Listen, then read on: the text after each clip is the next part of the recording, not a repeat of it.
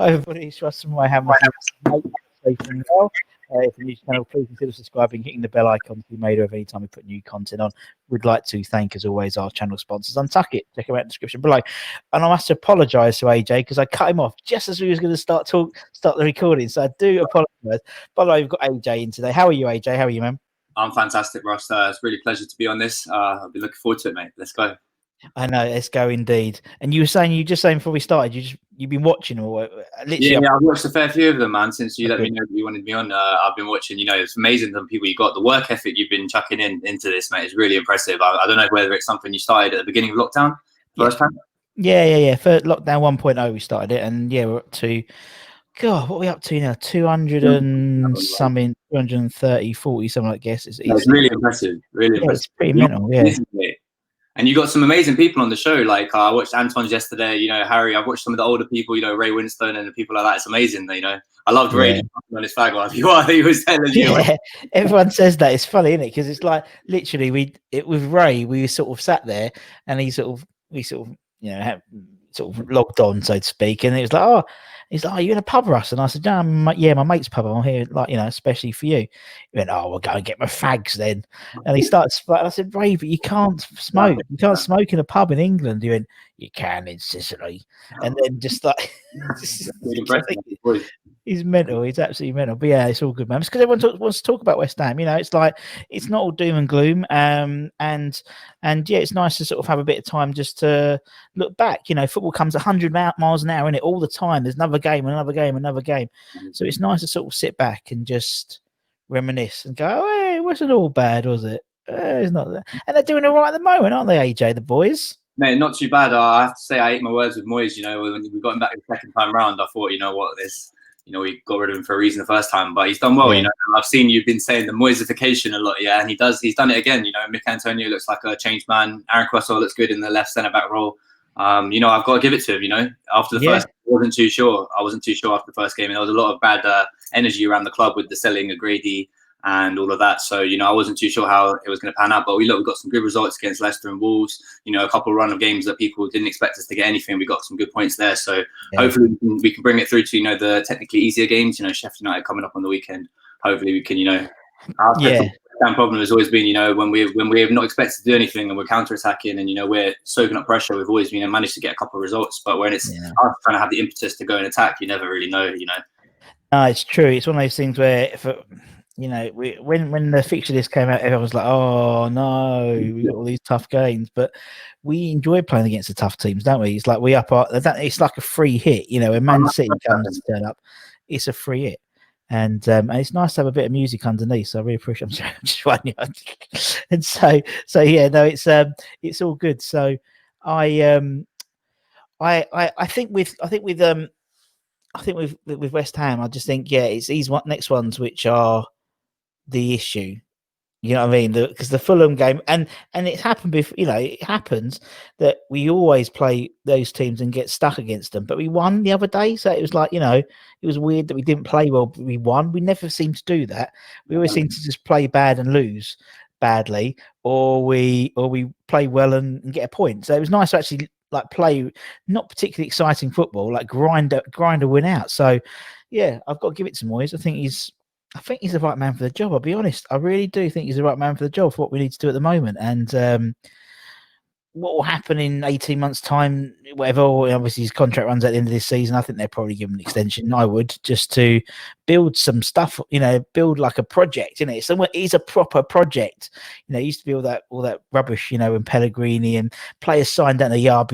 I've been sort of wowed by the project, not the $100,000 a week you've been given, but no, it's the project. It's the project, and actually, we seem to have a project going. And I know I say it quite a bit, but and it is the Moyesification of some of the squad. He did it with like Arnie, didn't he?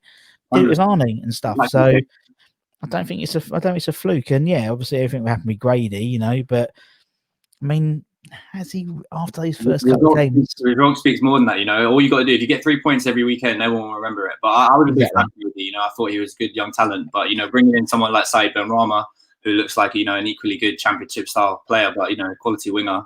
You know, I think we got the assets to kind of do well this season. And, you know, like you said, you know, us winning when we're not playing too well, like we did at Fulham, isn't the most common thing to happen to West Ham. You know, last year with United, the Declan Rice handball and stuff like that, there always seems to be, you know, there's the 50-50s going against us. So the good teams, you know, they seem to get those 50-50s throughout the season. So hopefully we start picking up a few more of them throughout the season and, you know, push on. Yeah, we'll see. Yeah, we'll push on. And I mean, you know, Grady hasn't really pulled up any trees since his first game. Do you know what I mean? It's typically that first game. You know, because he's a good man, and as a guy, he seems like a good guy. And you know, yeah, it does seem like he might be able to bring the best out of him there. And maybe, you know, there's a lot still come. He's early in his career, but you know, Carabao at the same time, you know, he's come and smashed it. You know, I mean, it's not like we're missing wingers. So look, it's la vie. You know, it happens sometimes. Exactly. It's just the reinvestment. You know, when the board say, I want the money, we're going to reinvest all the money, and then you're not sure if it definitely comes through. Yeah. Well, I mean, it's always been the way, isn't it? It's always been the way. I mean, it'd be funny, you know, that golden era with sort of Joe Cole and, you know, Carrick and Lampard and Rio and Glenn Johnson and Jermaine Defoe. You know, we've done it before. You know what I mean? It's like, you know, we carry on. As you said, 100%. Who knows? Who knows? Rami might be our new talisman. You know, if you saw him the other day, that when that crossfield, find it on Twitter, the crossfield pass to Riyad Mahrez. I'll have some of that. Right, better than what Mahrez did. Yeah, exactly. Yeah, then he sort of double flicked. Yeah, it was mental, wasn't it? But yeah, I'd have a bit of that. But no, it's all good, man. And obviously, you did the old thing the other day, the old Soccer AM. We've had Aaron on. How was that? Was that fun? Mate, that was amazing. You know, for me, maybe it's the cynic in me that's West Ham's brought into me, but I never really applied to those type of things. You know, when it says, "Oh, look, we're looking for West Ham fans this weekend," but I've got to give a big shout out to my cousin Aaron. He actually just popped our names down, and Soccer AM called him up, and he was the first call. And then the guy goes, "Look, this is my first call. I've got to call loads of West Ham fans." And then Aaron goes, "Listen, don't worry, it's the last call you got to make." Yeah, good man. And it was an amazing experience, mate. I've been watching that since I was a kid, and the fact is, I just wanted to go and rep West Ham well on the volleys challenge, but the fact that the celebrities were Carlton Cole and James Collins, we didn't even know that, mate. And you know, I've met Carlton once when I was like about 17, 18, and I met him again. Unfortunately, he did lose all the money. He still owes us 300 quid. But it was a pleasure to meet him again and JC as well. And you know what? I ran into Carlton Cole at the pub the other day, a few weeks later. Just at the pub, and Sean Wright Phillips and Carlton Cole were there. Listen, I'm haunting him. I'm waiting for my 300 quid. Yeah, he owes you some money. He was absolutely shocking, wasn't he? He took all for us, mate. He goes, look, it's a pleasure for me to take it. You know, I'm used to it. Yeah, that's the thing. He's a good guy. From his career at West Ham, what do I expect? No, it's a good fact. Do you know what? And it's a good shout as well. I mean, Soccer AM's, as you said, people have been watching it since they were young, weren't it? I mean, I did as well. You know, it's I've been on it twice. Once doing Third Eye. Do they still do Third Eye? I don't know what's going on. No, there was the Third Eye, and then the other one was the week after. It was they used to do a segment like this was back in the day. Tim Lovejoy and Helen Chamberlain, like early doors, Soccer AM, and they did a segment called "The Stranger on the Sofa," where they just got like random people to do with football, and they just put them on the sofa. They don't talk; they just wave, and they take the piss out of them a little bit. So Tubes found out that I was the one on the Third Eye, so he sort of phoned us up. So basically, Tubes was like, "Oh, do you want to come on the set?" And so it was great. Yeah, it's weird, isn't it? Because you're there, and like all things with studios, isn't it? It seems a lot bigger on telly than it is. It's like really small, and but it's good fun. It's good fun. And then she said you had some good, at least you had some West Ham boys on there. Man, we're talking forward now as well. West Ham, you know, by the end of the season, if we're still there, you know, see us again. We'll take that. We'll take any sort of league position in any game we can do. Tell him I can pop in a few goals. Yeah, exactly. We'll have a word with Dave. You know, Antonio. We don't know if he's going to go with any of them. Yeah, it might. Yeah, we'll have a go. But no, but it's good, isn't it? And I do like it. It's something fun to watch, isn't it? They're good boys, and obviously Bulldog's on it, and he's a good lad as well. So. We kept calling my mate Nobes because he looked like him, and it was hilarious. We've not stopped calling him it since. He's a good boy. So first question, he says, only 9 minutes in. That's not too bad for me, actually, for once. Is why are you a West Ham fan, AJ? What's your story then, man? So my dad was a West Ham fan. We grew up. He grew up in the East End, and you know he used to go in the 70s with his uncle, he had kids, but you know didn't really like West Ham or football. So my dad used to go when he was really young. And there weren't too many Asian fans at the time then, so like I think they started building up more of them, and he became quite connected with the club and stuff. So when I grew up on the east as well, and until I was like 9, I lived really near the training ground and near like Hainault Forest and stuff like that. So West Ham's been in me from early days, and I've just loved football from the moment I could kick a ball or walk and run. So whichever club I was going to support, I was going to get very attached to from day one. So I've just loved West Ham, and then I moved to America when I was like 9 for like 4 or 5 years. And it was the easiest way for me to like stay in touch with the UK and football and all those things I was missing, and we actually did amazing while we were out there. We got Steffi Cup final while I was out there and stuff, and I used to wake up really early to watch all the games and stuff. And it's just been something I've always been really attached to, and maybe a little bit too attached to. Like it's every weekend I've got 1,000,001 shirts, and it's something in the family. You see, Oren, my cousin, he's my mum's side and stuff. So like his dad's for West Ham, he's West Ham, I'm West Ham. So it's just something that we've always had together, and it's through the thick and thin. And I'm really proud to be a West Ham fan. I asked anyone, football's a universal language and stuff. But whenever I ask anyone, most people are your Uniteds, your Liverpools and stuff. But it's a bit boring, really. I'm a big West Ham fan for a reason. I'm all my mates. Whenever something happens to us, like the Lanzini goal the other day, like they're all coming to me and flood to me. Whereas when it's Man United, you got 1,000,001 fans of them. So it's something I wear with honour. Yeah, exactly, and you're right, and I mean, as you said, you're over in the States and stuff. I mean, obviously we've had loads of the American Hammers on, and honestly, they're just mental. I just find them mental, how you can get up at 4 o'clock in the morning. I mean, I would not get up even now. I would not get up at 4 o'clock in the morning to watch West Ham. I'll be perfectly honest. There we go. I've said it.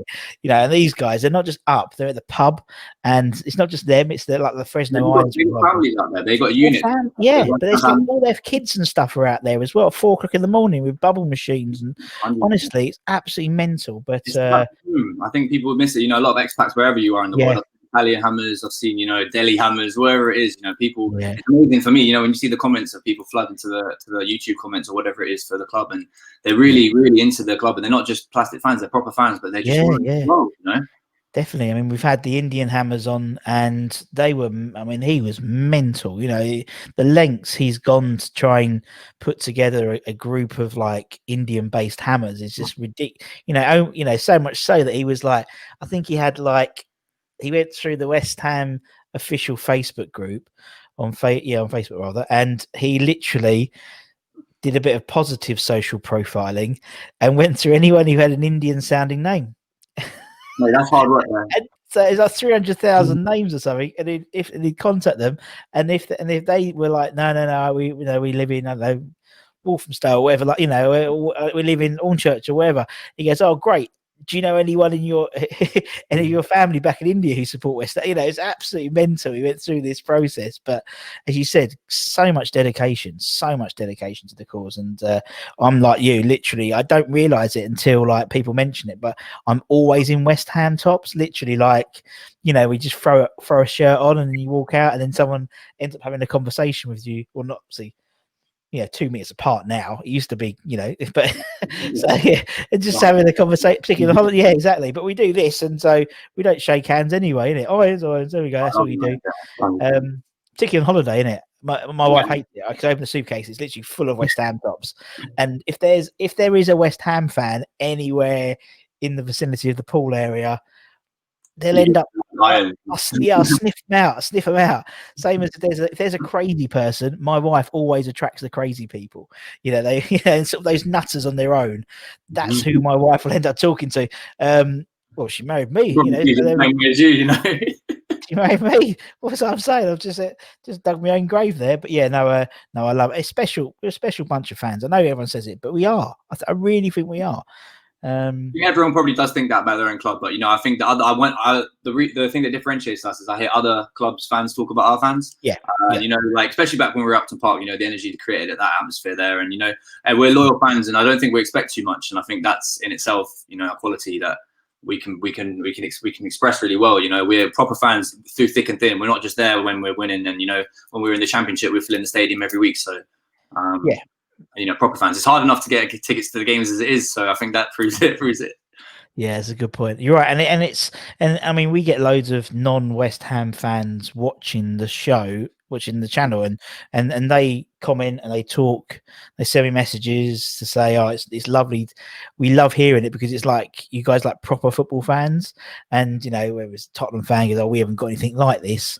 They don't. They got those twins, haven't they? Who just those two boys in that thing. And I think also there's so many West Ham YouTube channels that, but everyone's evenly distributed. Do you know what I mean? Obviously, everyone watches everyone else's stuff as well, and I think we've always got something to talk about. You know what I mean? There's always something to talk about at West Ham, which makes it exciting for people to watch. Yeah, mate, and there's, like you said, there's lots of good channels. Like, I'm a big fan of West Ham Fan TV and yourself, and just I'll suck up all the West Ham content after any game or in general. It's just good to see. I like seeing the behind the scenes and seeing how the players are with each other, and just seeing the atmosphere that's created by the club and what we're doing. So.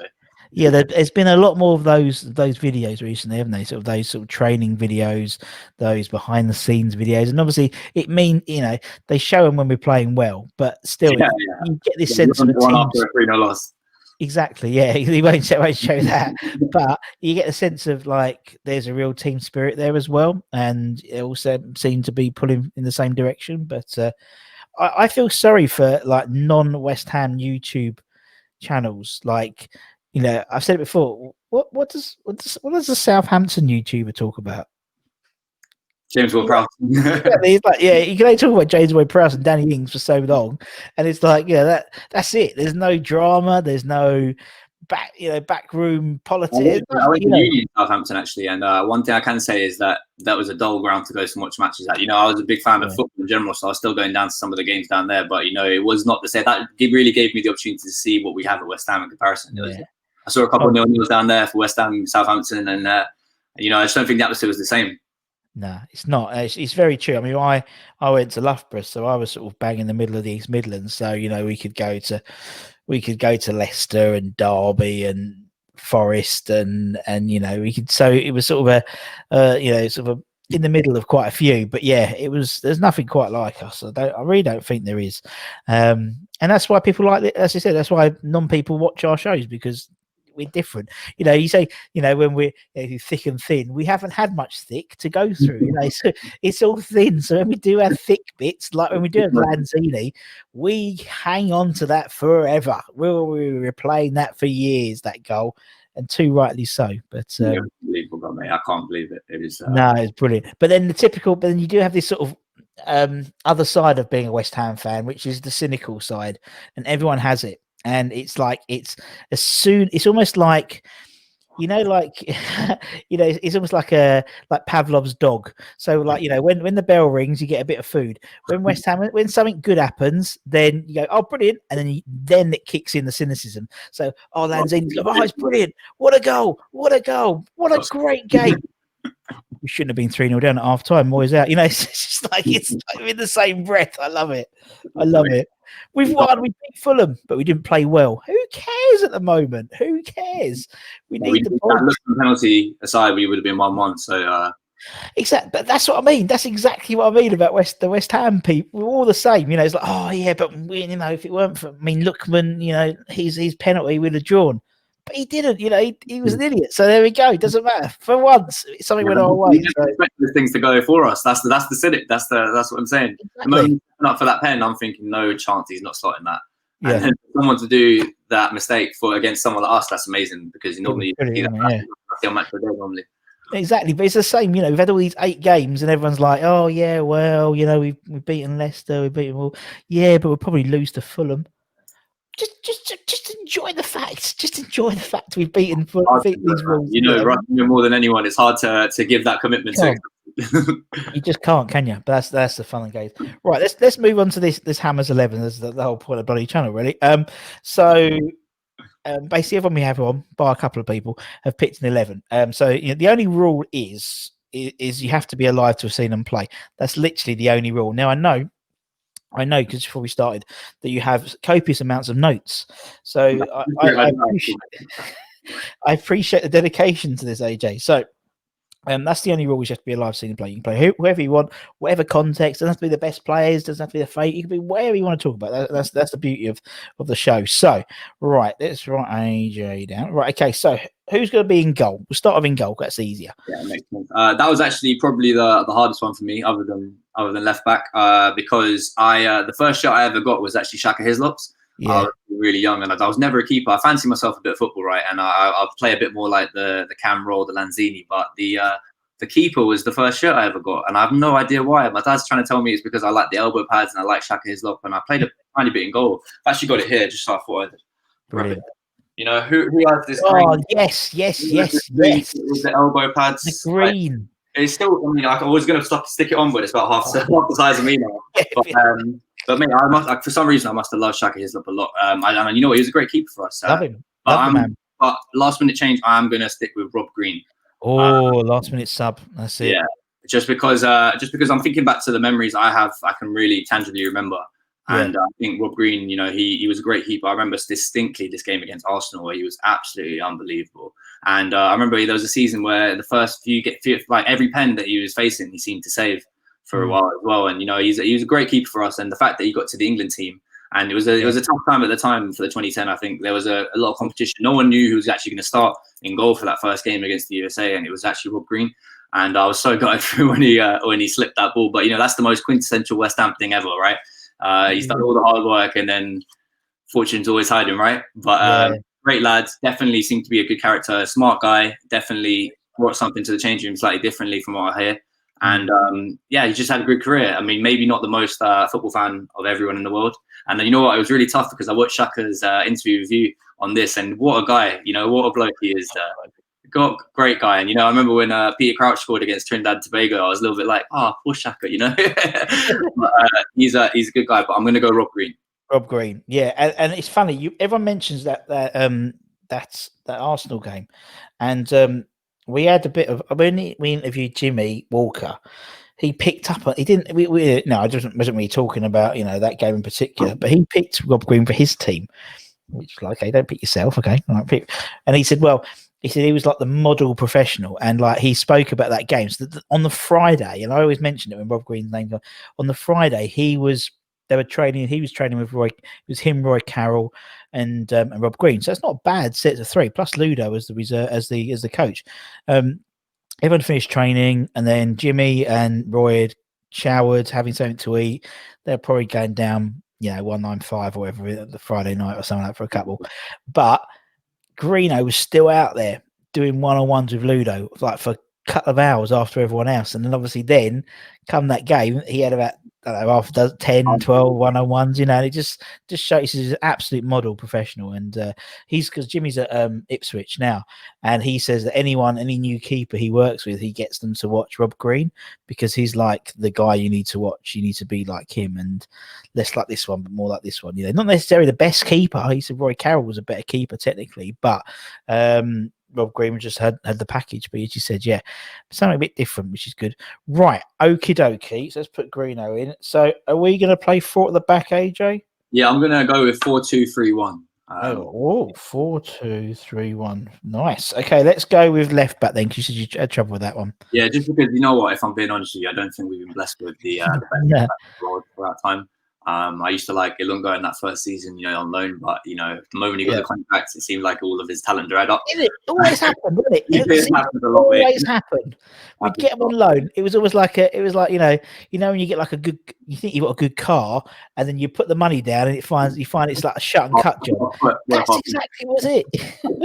Yeah, it was amazing. He was playing out of his skin for that contract, but I was thinking Paul Krzyzewski just because of that cross-come shot in the FA Cup final. Yeah, and he got back to his proper West Ham, and he's been coaching and stuff, and you know he seems to really like the club and stuff. But I am going to go with Aaron Cresswell. Yes, Mr. Cresswell. Yeah, because I think to get Hammer of the Year at left back is difficult to do, as whoever you are. And you know, I watched him and he deserved it that year, and he was really good. And there was a year or maybe 18 months where you know the fans were on his back a bit because he was getting found out a bit.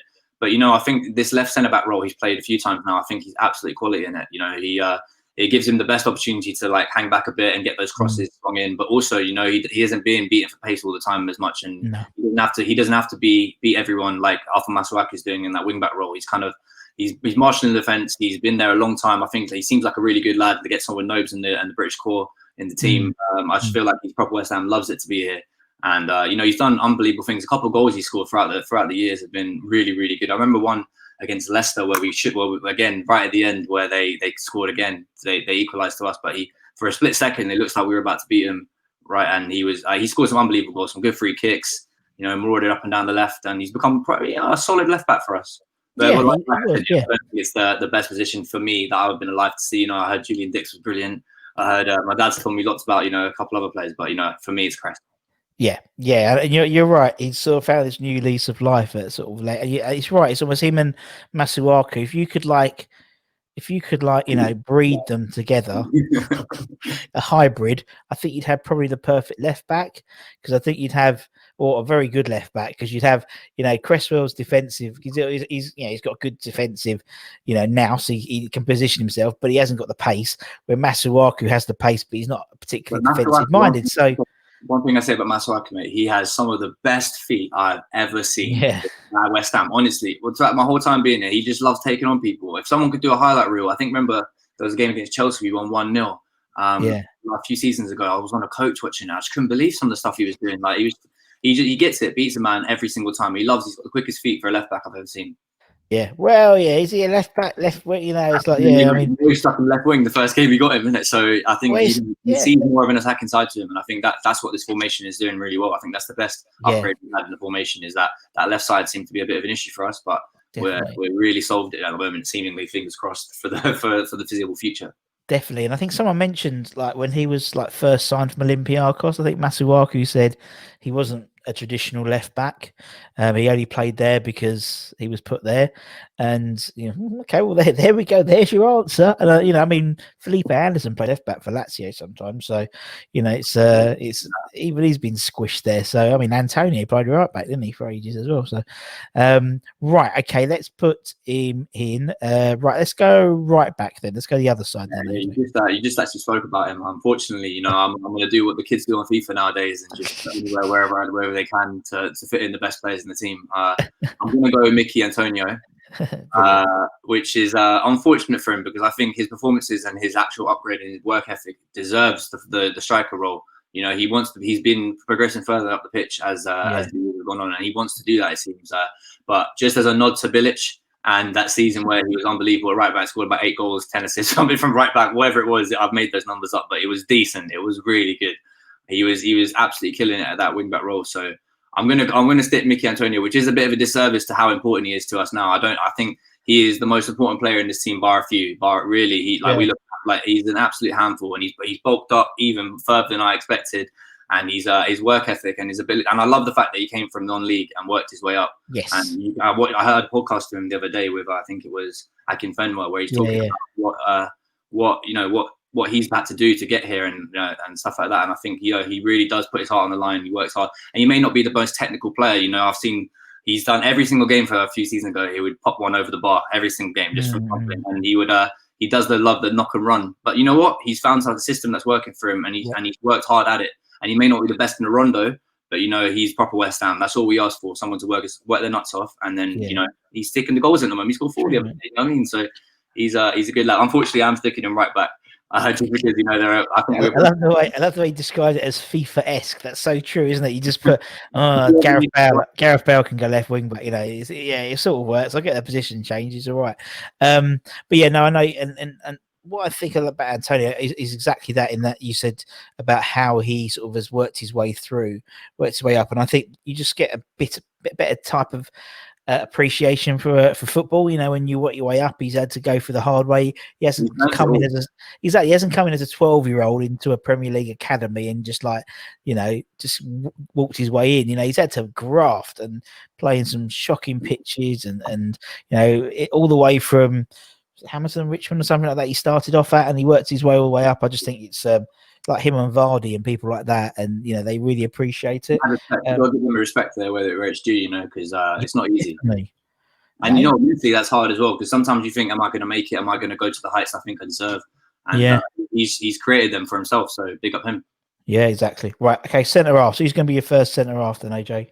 I'm going to go with Winston Reid, because maybe he's not the most iconic player right now, and he has, over the last few years, we paid him a lot to not play too many games. At the same time, I think that you're hard pressed to put someone that has scored the winning goal at the last game with the bowling, that volley against Millwall, and the fact he's just been a rock for us. Someone that I don't think. Yeah.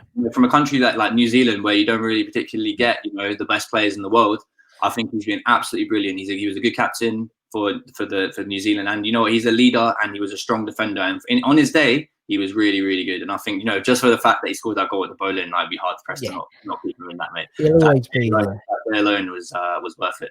Yeah, he'll always be there. And yeah, you're right. He didn't come from the greatest pedigree of footballing nations, but he made his own. And as you said, yeah, he was.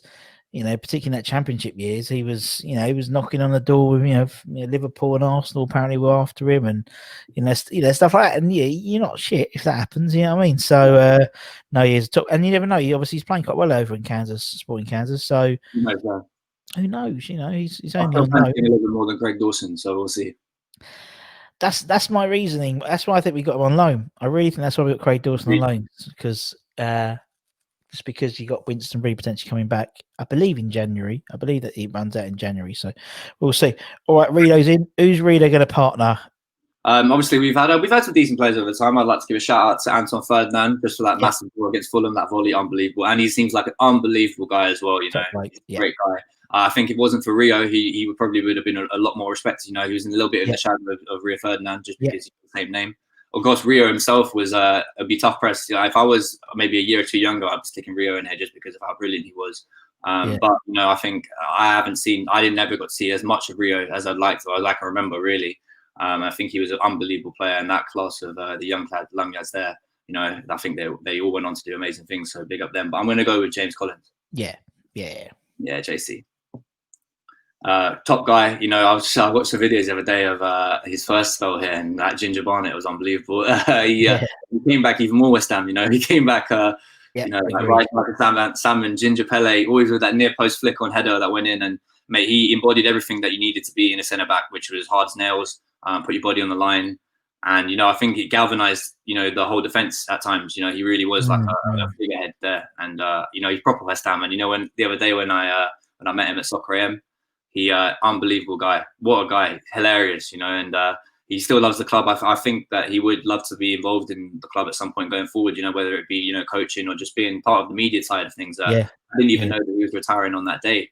We didn't actually get, because we were outside and because all the social distance stuff, we didn't even know what was going on inside during Soccer AM. If I knew that he was retiring that day permanently, I would have given him the pen instead of Carlton. He looked a lot better in the training session than Carlton did. And you know what? It turned out he used to be a forward when he was growing up as well. No one knew if he was a centre forward. And I love players like that, who have the ability to go and be kind of wherever they need to be on the pitch, but they choose that defensive role because they can offer a lot to the team, and I really respect that. Yeah, and I like players who like you mentioned Anton, who just like do a bit of work like a worldie, like a volley, just to show he's got in his locker. Do you know what I mean? Just like, I can do that, but I just don't choose to do it all the time because I'm playing for the club. But yeah, someone like JC, he's just personified of what West Ham is all about, isn't it? And so testimonial one day or something, just something to get on the pitch, because I think it's I think there's it's an obvious one, isn't it? Really, when everyone can get back in the stadium, and you think he would be a halftime guest, we'd get him on the pitch at halftime or pre-match and just say a few words with the scarf around him one more time. He loves it. I think he'd be down for it from what I can see as well. He seems to love the club. Oh yeah, he'll definitely up for it. I think he put on his retirement statement that he'd like to wear the claret and blue one more time in front of everyone. And no, he's just saying that because he's got Villa as well, so he's just pleasing both. Yeah, he's just hedging his bets, isn't it? Yeah. Oh, bless him. Right, okay. Ginger's in. Right, okay. So that's your 4 and the keeper. Well, it's a big replica because he's the first player I remember seeing and being scared of when I was like 7 when I first went to my game. I'm still scared of him. Do you know? It's like we've been communicating on Instagram, and it's like it still scares me. I just, it's like when I read his messages, I'm like, God, I could imagine him saying it. But anyway, right, okay. So let's go with these 2 midfield. Then you got the 4th and you got the 2. So who's the first one of the 2? Yeah, so I think probably that it would be rude of me not to put him on, but it'd be Mark Noble. Yeah, I think sure. He speaks for himself, really. I don't really need to say too much. I've seen he's kind of, since I grew up, he's literally been there with me the whole time. And it's Mr. West that you don't get too many players that stay at one club like that long. I actually saw a stat the other day that in the top 5 leagues, the people who spend the most time at their clubs, joint to the exact day, is Mark Noble and Leo Messi. I know, yeah, it's funny, isn't it? Pretty similar players as well. I see that similar talents and similar styles of play. But to be honest, he's a one club man. He loves the club, and I think like I've seen you say it before. You don't have to worry about him putting a shift in when he's on. He may not be, his legs may have gone a little bit now. He's still got a shift to put in from time to time. But the fact that he's always willing to not play if it's in best for the team. I think the fact that we've got a fan there, someone who's actually been there through thick and thin, understands the club. I think that's fundamental to the new players coming in and the culture of the club and the way we treat the fans and the players and everyone within the club. He's an icon. And, I don't think we'll have too many players in the future like him. Any club can be thankful for a player like him. Oh, exactly, and you're right. I think he's a rare breed, and I've said, yeah. I mean, you're right. I mean, and I say it quite a lot, but having a player who's a fan play for your club, as you said, you don't have to worry about him, and and that's the main thing. Not worrying about putting a shift in. The assumption is he's going to put a shift in. It's just like, is he going to have a good game technically or not? He's not committed. It's not about his commitment. And if he plays a 6, we put him down for a 7. Do you know what I mean? He's always got that sort of +1. Sort of like he's got an attributes card on. To give it a FIFA thing. He'll always have an attributes card when he comes on the pitch for us because he's Mark Noble. And the only thing I think he could be, you look back with some regrets is that he never got an England cap, and I don't think that's anything to do with him really. I think he actually, considering like back in the day, there have been some quality centre-mids that played for England. You got your Frank Lampard, your Steven Gerrard, and I understand that he didn't make it through then. But as time's gone on, I think he got a lot better during that Payet season and around that sort of time. Man, he leveled his game up, and I think the type of players that were getting caps around then were anyone playing for the big team. You had someone like, I don't know, Danny Welbeck, Callum Hudson-Odoi, people getting, because they play for big teams before they even got 90 minutes for their club. And, you've seen someone who's done it week in, week out. And just for him, I think he would have deserved it. He would have been so proud as a West Ham fan, to represent West Ham and himself, on the England stage. Yeah. But you know what? I think he can be proud more than most players of his career as it is. So, fair play. I mean, it's England. Too right. Okay, we'll put Mark Noble in. Who's he gonna partner in that sort of 2 then? Yeah, so this is the one I had to deliberate about the most, other than the goalkeeper one. But just because there are 2 players I'd like to put in, but I can't with the formation I've got. The 2 players I was considering were Scott Parker and Declan Rice. Yeah, Scott Parker just because, mate, he was Hammer of the Year a few years in a row, and to be honest, he deserved it. I remember he single-handedly kept us up maybe a few times. No, definitely once. I remember that Wigan game, and not just that, it was that season. It was what he was doing and the energy he was giving to that club. I think you could see it in his face after every game, during every game. He was with it. He was working his absolute socks off. Making the best of it. Maybe it wasn't the best situation at the time. There were a couple of players around him that were substandard, and he really galvanized the team, brought us all up. And at the time when team talks at half time may not have been done by the manager, maybe I think you got to give him his credit where credit is due. But I'm going to go with a player I think is probably one of the best I've seen coming through West Ham in a long time, and that's Declan Rice. Yeah. Where is he? There he is. Yeah, Mr. Rice. I mean, my mates are all sick of me chatting nonsense about him all the time. Because you know what? I feel like Harry Redknapp in that interview back in the day with Frank Lampard, where he'll go to the top. He'll go to the very top, because you know what? He's got a proper head on his shoulders. I remember having a haircut once, and he was in there, and he must have been like 18, 19. And the fact he played West Ham, I was really happy with. But he is a proper decent lad, like head screwed on. And I think for the maturity he's showing for his age, the only reason I'm a bit worried about not putting Parker in over him is that if he leaves, I wouldn't begrudge him over time, because the club has to kind of raise its standards to his aspirations over time. But right now, I think that he's captain in West Ham at 21, and he is he's my favourite type of footballer in that. He does the simple things so well. You can give him the ball and he won't lose it. He'll work his socks off. He'll intercept. He does all the dirty work. But for a kid at 21 to be that disciplined and to be able to and he has everything, he does actually have the world at his feet. I've seen a couple of videos of him, popping goals on F2, but also like all the players that have all said get yourself into more shooting positions, shoot more, because apparently in training he's one of the best, strikers of the ball. And then straight after that, you got that goal at Watford and stuff, and that was a credit to him. But he's one of my favourite players. I wouldn't be surprised to see him in the England setup for a long time. He's one of the best. He's on the England sheet, probably one of the first names on that at the moment. for West Ham, that's not always the easiest thing. Probably got a couple of people in his ears at these international breaks going, "Oh yeah, we're playing in Champions League this week. Oh, we're playing this day. Oh, what are you doing? Oh, you know." But I think that as long as he stays, you know, I'll be as happy as Larry with him. But you know, even if he doesn't, because of the club not, if it's to do with him trying to, you know, seek more of an opportunity in Champions League, whatever it may be, then I can't begrudge him it, because I do think he deserves it. I think he is a quality player. I think he really will go to the very top. And I hope definitely. You know, and I hope he does it with West Ham more than anything, to be honest. Like, It's funny, you know, you mentioned like Parker and him. You know, Parker left, Judas, you know, but Deck were literally like in the summer, we're literally opening the door for him, you know, like walking him out the door, you know. Off we go, good luck to you. It's funny how things change and people's perceptions change. But I mean, I feel upset, but it's only because I think that, you know, it's dependent on whether the club is willing to invest and give that kind of where you can do well. Like, you know, like the Grealish at Villa, you look at that and they've chucked in a lot of money, but not necessarily. You don't know. That doesn't necessarily mean they're going to go and be a great team. You know, you never know. It's a lot of money on the players. You know, you don't know how they're going to perform, but it's all about the club trying to support, you know, what this guy's trying to do. And if he's too good for West Ham eventually, mate, good for him. Let's see what he does. And I just think he's. I mean, someone mentioned it the other day on Twitter. You know, can you think of a better, you know, CDM at the moment? And I can't. I heard you say maybe best in the world, and that's the type of stuff I've been saying to my mates, but I get a lot of stick for shit like that. I can't think it's best. I think you got to do it on a West Ham channel. We don't have too many players you can say like that. But there's not. He's very good at it. He's so underrated at what he does. He does all the stuff that doesn't get noticed as much. And I think if you have a football brain, you notice it and you can see what he does so well. Just the composure for his age and the maturity of how he plays his role. And the fact that, you know, I think David Moyes is doing his best to keep him there by giving him the captaincy. And I think it was beautiful for Mark Noble to kind of like pass that on to him. I feel like he has no one better to learn from. And he has an opportunity, if he wants to go and be that type of player that Mark was. You know, this legend of the club, someone that, you know, can captain and can go forward. And the fact that he's already in the England setup does give me hope that maybe he can grow with us. Yeah, it's true. It's true. I think, you know, he's not, as I said, I don't Deck's a very clever person, despite the fact, you know, he doesn't seem it sometimes, but he is.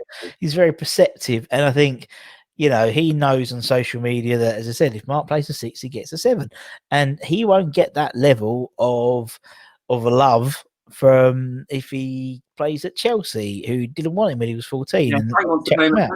Frank wants to play him, you know, and I think that if he wants to do that, fair play to him. But I think, you know what, he doesn't. He does want to play the CDM role. Yeah, and he can, and as you said, he's this season he's gone this another level, and I think partly it's because you got Thomas Souček in there as well. Because, you know, as you said, Mark's a fantastic servant at the club, but, you know, I'll be honest, I think the last couple of years when he was starting with Deck almost was like clearing up a little bit. Yeah, do you know what I mean? And he needs someone who the box. I think that's all at West Ham. We've always wanted someone who can, and that's good. Because one player I personally really liked a lot of that centre mid role, which I think I got a bit of stick for as well, was that Mohamed Diame, who didn't do it every day. He didn't do it every week, but on his day, he was absolutely the type of player we are crying out for all the time at West Ham, which is that industrious box to box, getting the movement, making the running, so that Declan Rice can, you know, that other centre can do the things. You know, and we've got that in Thomas Souček at the moment. You know, this guy covers more ground than I've ever seen anyone cover, and he seems like a proper good lad that's willing to work for the team. And, you know, you've got a good teamwork spirit in there. So I think that pairing is our strongest pairing, and Mark doesn't make that strongest pairing. But at the same time, what he's given to the club, you can't take Mark Noble out of this 11 without doubt. Exactly. It'll be impossible to. Prime Mark Noble in this team. That's the idea. Loads of FIFA references today. Right. Okay. So there's your 2. Right. So we got your 3. Then let's go to the left of that 3. Then who's going to be on the left? Right. So I think there's only obviously one choice that most players will say nowadays, and that's Dimitri Payet. Yeah. I think, you know, it's hard to think of a better player I've ever seen wear West Ham shirt. You know, even if it was only for 18 months or whatever it was. I think he speaks for himself. You know, I don't really want to go on about it too much. He was just unbelievable. It was every single game. There was just beautiful feet, beautiful technique. It was absolutely unbelievable. I can literally list off any team and what he did to them. But that goal against Palace, the free kick, is probably the best free kick I've ever seen in my life. I still don't understand it, to be honest. The one against, you know, and it was like he stepped up to every single free kick and it was like, we're going to score. We're going to score. Yeah. And people were terrified of giving us free kicks around the box, and that probably opened up the play a little bit more. But he raised every single one of our players' games just by being that good.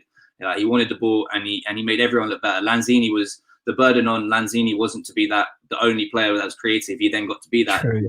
Yeah. Noble raised his game, from the day one where he crossed into Czech Kouyaté, and I thought, yeah, Payet, he's doing all right. He's got an assist already. But then every single game, he was unbelievable.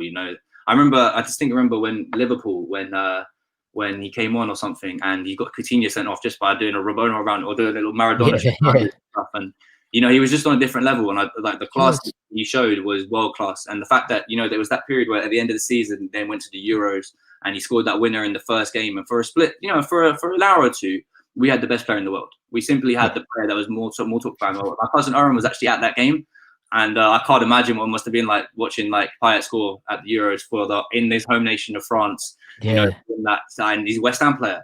And we can talk to the cows come home about the way he left and the negativity surrounding that. But we're talking about the positives here and stuff. And we don't always know what happens behind the scenes. I think it was personal issues and all that kind of thing. So listen, let's remember the good times. And there were no more. There's not a player I can remember in my time that has given me more good times than Dimitri Payet. That season was the most fitting way to end our season at Berlin.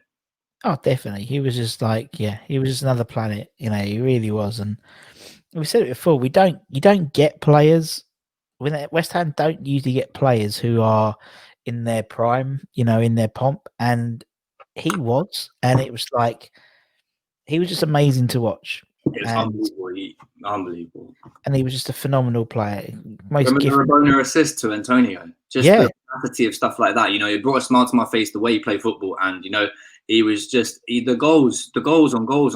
And he galvanized that season. It was all around. The energy the other fans were talking about was Payet. But all of our players kind of rode that energy with him. And we know, bar a few dodgy decisions at the end, we probably would finish fourth. Oh yeah, easily. And I think with him, he was just I remember he was out for quite a few games, wasn't he? He was injured. So, then he came back and was just first thing he did was one of his pirouettes on the ball, and everyone's like, here we go, he's back. No need to worry. That flair player, the one who has the confidence in his abilities. And, maybe not every single time a player like that, it comes off. But for him, for some reason, that season, mate, every single time he touched the ball, it was like Midas. It was the golden touch. Exactly. He just went on. It just worked. And, he didn't fall flat on his face or anything like that. It does tend to happen sometimes. Well, we've been blessed with good wingers over the years. On the left, I did like Matty Everington as well. Yeah. He was an old school classic English winger. Get down, beat the man, get to the cross and cross it in, and made football look so simple like that. He was a good lad, loved the club. So we've been blessed with a few good wingers. But honestly, Dimitri Payet, there's no one else in the left wing who ever played that. Sure. Yeah, no worries, man. Right. Okay. So put Dimmy in. Let's go with the right side. The right side of that three. I'm going to go Paolo Di Canio. I think it was a pretty simple one for me as well. Again, he was there when I was growing up, and the first game I ever went to was West Ham Blackburn. I think in 2002 February, and he played then, and he was I remember him doing the thing. Remember when he scored against Barthez, when Barthez thought he was offside and kept his hand up and stuff. And, he had a maverick style, and another type of player we love at West Ham, a bit crazy, who's got a personality on the pitch. But, he changed the game. He had a different type of ability. And again, another player that you get that, has a bit of a dodgy history and stuff. But, that's part and parcel of, what made him, I think, such an iconic player is that he was a bit loopy, but he was absolutely brilliant. He used to tear people to shreds. And, maybe the pace wasn't the same back then than it is now, but he looked like he had a turn of pace, but also the most technical, quick feet, kept the ball close to him. And, he was the talisman for our team at the time. Yeah, and that goal against Wimbledon will always be remembered by other fans. But I remember goals like the one against Chelsea when he's volleyed it from about 30 yards and he's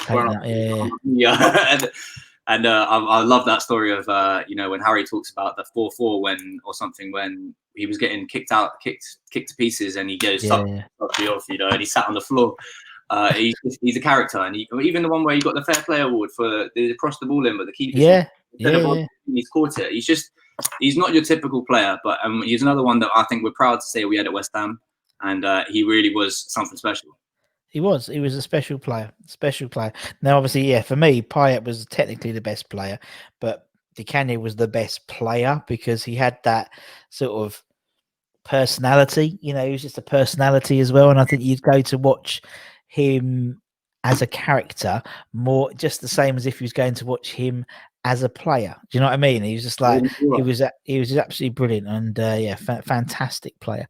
Right, okie dokie. So let's put Di Canio in. Who's the next one then? So in the cam role, I played it because I like this whole behind the striker kind of role, which is I think it's kind of disappearing from the game a little bit as time. I think we're getting this winger and one striker type job, but I'm going to go with first of all, honourable mentions to Manu Lanzini. Yeah, he's not made the team unfortunately, but he's probably the player that I kind of resonated with a lot as a player. The way he kind of small stop kind of picked up the ball, but loved to beat a man, good feet, and unbelievable in that role. And I think on his day, he scored some unbelievable goals for us, top bins a few times, and the one against Tottenham the other day is going to go down in folklore. Of course, I was actually really upset for him when he got that injury for Argentina, because he's played his way into that team. He was about to start his first ever World Cup behind Messi. They had a really good relationship. There were so many other players that were good for Argentina, but couldn't really fit along with Messi. And Lanzini they got on so well. They both hold up a shirt of each other, and he got probably the worst knee injury that the club said they've ever seen. And I was gutted for him. I was really, really sad because he's a young kid. You got to remember that he's trying to achieve his dreams, and for that to happen, I'd rather have him gone to another club than that happened to him and been somewhere elsewhere, because I think that's horrible for a person to go through. But the player I'm going to go with is Joe Cole, because when I was growing up. He was the first player I remember idolizing, when I was really young, and all the other players have talked about, the talent he had from day one, and the fact that he could do things with the ball that almost no one could at that age, and the confidence he showed and the ability he literally had from day one was so impressive. The fact that he broke into the team how young as he did, and he was iconic for me. Growing up, I remember having this West Ham hat that I went to the first ever game with, and I had this little pin, and it had like Cole 26 or whatever it was, Cole something. And I just remember like focusing on what he was doing and trying to bring that to whatever I liked in football and and stuff. And I think he was just, for me, he's a talisman of West Ham in that time of that behind the striker role, that free role where you kind of given them the opportunity to do whatever they need to. If they track back, good for them. But really, we're gonna accommodate for this type of player. Gone on, we've kind of lost that role in football a little bit, and it's not like not for no reason. I think there's a reason why it's happening. But when he went to Chelsea, he went on one a lot of things, and he played that left wing role. It was not exactly the same role. Kind of limited his opportunity in that freedom, but he was opposite Robin, and he's like amongst a great team. And when he scored that goal for England against Sweden, remember when he's like chested it, like Papi Cisse did, where it's just gone over everyone. I was so proud of him, because he had his career troubled by injury a few times as well, and I think he was, and he came back as well. We've had a exactly. Everyone who goes to West Ham seems to love it, but you know what? He really was my first love as a West Ham player. As a player, I think the way he played and the audacity and the confidence and the trickery was just, I was amazed by, some of the stuff he did with the ball. Yeah, he was brilliant. It was a great, and you're right. he was the last of that sort of free flowing footballer. He says it himself, on his podcast, him and old big Tom Davis. He's saying, he was like he was always a street footballer at heart. And you can see that, do you know what I mean, in terms of it. So he was Joe Cole, and I think I reckon his best time was probably when he was at West Ham in terms of positionally. He could do what he wanted. He did win a few things at Chelsea, but we don't really. He did, he did win a few things at Chelsea. He went to Liverpool and Lille and whatnot. But I think I reckon he probably enjoyed his football more at West Ham than he did at the others, just because I think we gave him that freedom. We gave him that ability to just be Joe Cole rather than be a left wing, a left forward, and that's not.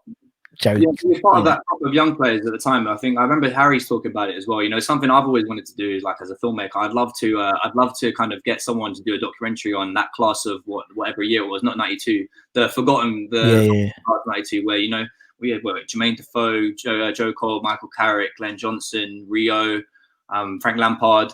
I think if you go look at all their careers after West Ham and what they did here, I think they've gone on to all achieve. Some of them go to the very top of all of them. I think that's down to a lot of what Tony Carr did. Harry Redknapp said he went to every single game as the youth games to see them and mental. Stuff. He gave them all the opportunities, and they all went and progressed from there. But they all came from a solid West Ham background. Yeah. And I think that'd be a great documentary. Showing talking about what went on there and how it happened and what they all went on to achieve and stuff. And I hope Harry Antonio down, because maybe one day.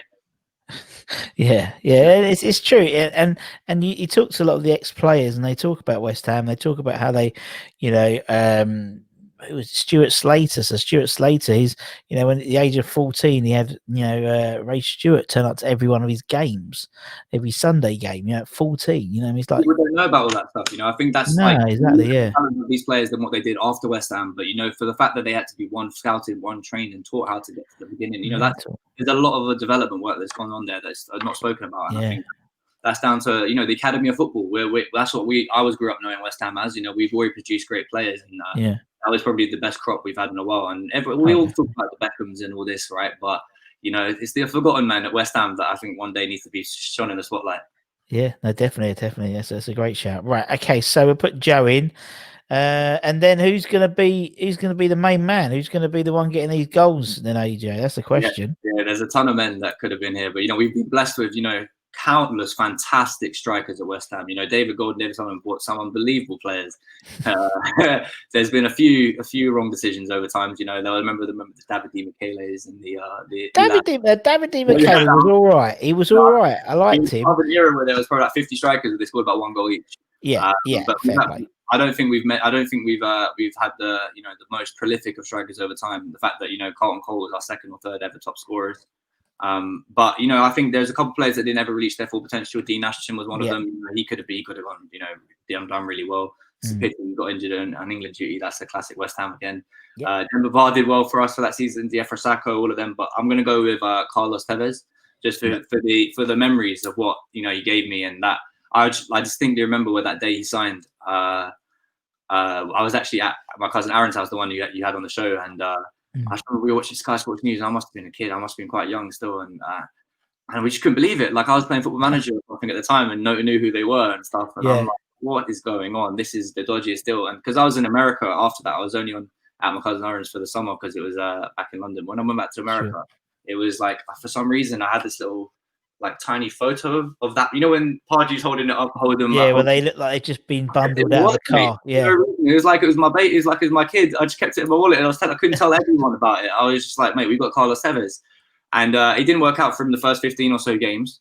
No. But I think what he gave to us in that season, he knew what West Ham was. He was passionate, and he wanted to succeed, and he kept us up. He literally kept us up. So it was the goals. I mean, there was a lot more behind just the goals. He was clearly a quality player. He brought him and Nose had struck up a nice little partnership with the way they were setting each other up, that little chest down for the volley. But just through the memories alone of that day of when we signed him and that whole season of with the Great Escape and all of that, it was galvanized behind his run of form. And so for me, he was my favorite striker watching at West Ham, just because I was in disbelief every time he was on the pitch that he's playing for West Ham.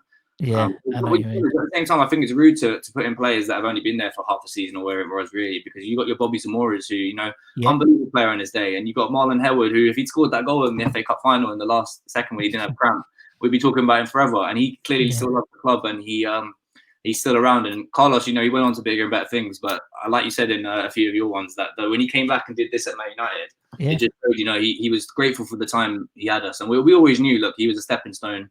We were a stepping stone to whatever he needs to go do in England. But for that year, we had that player who was unbelievable. And when he scored against Man United, I thought, no way we're going to stay up because of this guy, especially after all the stuff about Sheffield United already come up by then. So it had to be him, Yeah, he was. I mean, I just think he was.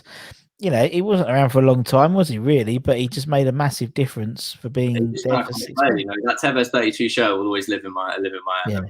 And that goal when he scored against Tottenham, when he's in the free kick, his first one, I think it was, and he's running into the fans. You can see how much it meant to him. And I think we embraced that player, despite the fact that he wasn't doing the business the first couple of games and that. I think we didn't really get on his back as much as we would other players just because he had all the talent.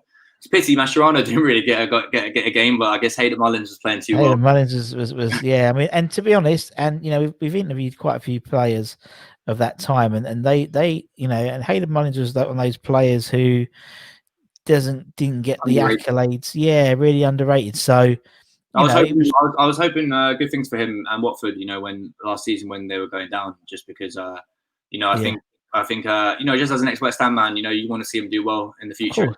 But right now, Michail Antonio honestly is one of the best strikers I've seen at West Ham. It's just that to get him and then Tevez, I'd stick Mickey right back. But I honestly think Michail Antonio is He's unbelievable. He changes the way we play, and he's earned his spot. He should do really up top, but otherwise I would have had stuck Fobe at right back, and he's a real magician, Or John Pantzer, the forgotten man of right back. Mate, on his lap of honour. Yeah, nice. Love him. Love John. I love John. He's funniest, one of the funniest blokes I've ever interviewed. I found him absolutely hilarious. I haven't heard that one yet. I'll have to have a listen. It's brilliant. He has this warped opinion of himself. I don't know, not warped. That sounds really harsh. I don't mean to be harsh, but literally he was saying, "Oh, and all the fans used to love me, and I used to sing my name." Yeah. Okay. There was that. Yeah. Like, number one is John. Yeah, exactly. Number two, John. Yeah. So it was like, oh, fair enough. But no, he's a lovely bloke. So listen, the players I picked, they're not necessarily. I think for example, Tevez not like I wouldn't say he's like a West Ham legend for the number of games he's played, but he is a legend for me for what he did. Yeah, exactly. There are some players like Yossi Benayoun who deserves a shout for what he did at the club. Went on to do better things as well. There's Diamanti, who I loved as well as a Maverick. Yeah, and no one knew what he was going to do because he didn't know what he was going to do. So, well, I think that's a bit of Antonio about him. That's why I think Antonio's so successful at the moment, because he's so unpredictable and he doesn't necessarily know what he's going to do next. So how's like John Stone's meant to know if he doesn't know, you know what I mean? So no, he's a good guy. But no, I know what you mean. There's different players, and everyone. The great thing about these things is everyone gets a shout out. We've had about 250 different names from players, so everybody gets a shout out eventually. Do you know what I mean? It might not always.